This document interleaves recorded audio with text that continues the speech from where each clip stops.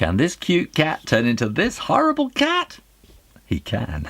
Let's not talk about it. Let's find out how. Now one day I went to a school. The head teacher said to me, "Do you think you could do an assembly for us?" And I said, "Yeah, okay, no problem." And he said, "Oh, and by the way, it's maths week." You say math, I say maths. Anyway, I said, "Yeah, but..." And he'd gone. So I had to think about maths. And I thought about my character, the Ginger Ninja here. I'm just going to start off, I'll show you. Like, you start with a circle and you draw a tangent on either side like that and reflex back down to this kind of top arc like that, and then follow around the bottom of the circle. So he's very, very simple and very kind of geometrically drawn, and that's what made me think about him. Because at the time of this, when I went to this school, I just discovered Gödel's incompleteness theory, which states basically that you can not answer every mathematical question with the same mathematical system.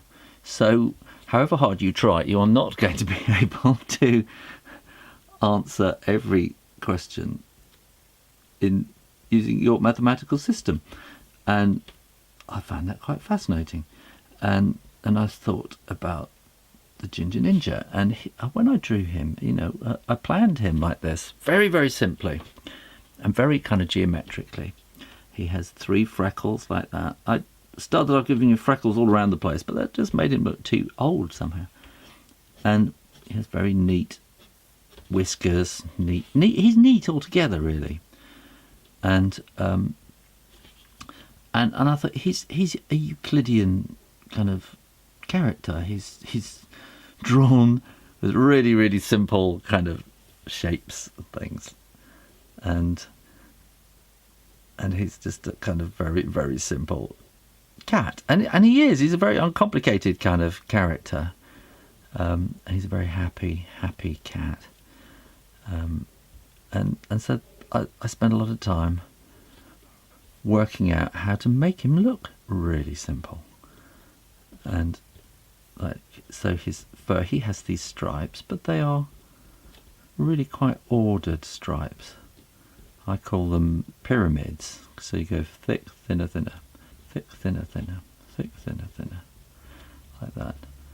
And while I draw him, then I'm being very calm and relaxed, like Ginger is. He's just a happy-go-lucky cat. In fact, Ginger is me. When I wrote the stories, he really is kind of based on me when I was young, and so I'm very, very fond of Ginger and very, very attached to him as a character. And you know, and I think people who know my work will all say this is probably my best book. It's the one that people kind of know and love the most, I think. And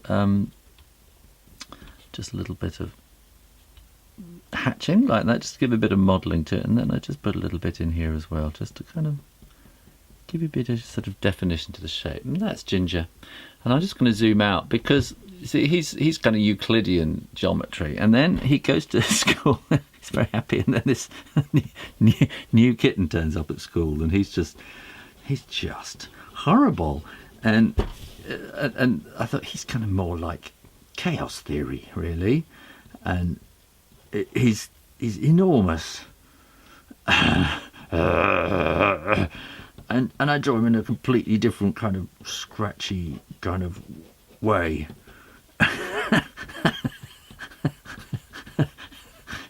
And he always makes me laugh when I draw him. He shouldn't make me laugh because he's kind of really...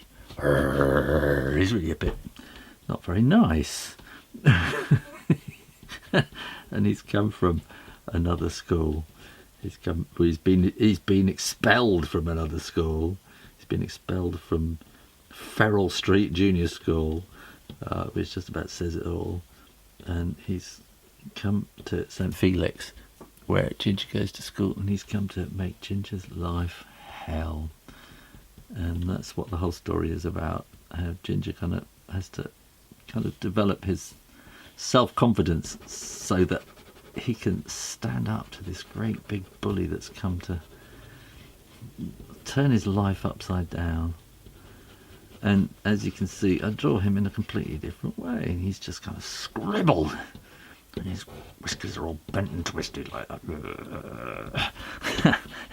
And he doesn't have neat stripes. I just scribble him in a very chaotic kind of way.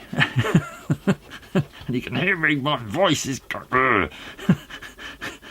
and if you're into drawing and designing characters, I think one thing I've discovered, I used to think I used to put on voices when I was drawing them and things like that, and I used to think, maybe I was a bit strange, but I found out since a lot of illustrators, while they're doing characters, they kind of act out the parts and put on the voices of the character that they're drawing, which I certainly do with Tiddles here. And so he kind of represents chaos theory. So we had these two totally different kind of mathematical systems. You can't really call the way I'm drawing Tiddles mathematical at all, except as kind of chaos, which of course has its role in maths, or math, depending how you say it. In America you say math, in Britain we say maths with an S on the end, and it always sounds very odd when if you're British and you hear an American person say math, because you kind of feel like they left something out, you're waiting for the final S. I think I'm just going to finish this off because there's an awful lot to finish off here. I'm going to speed this up and just get through it.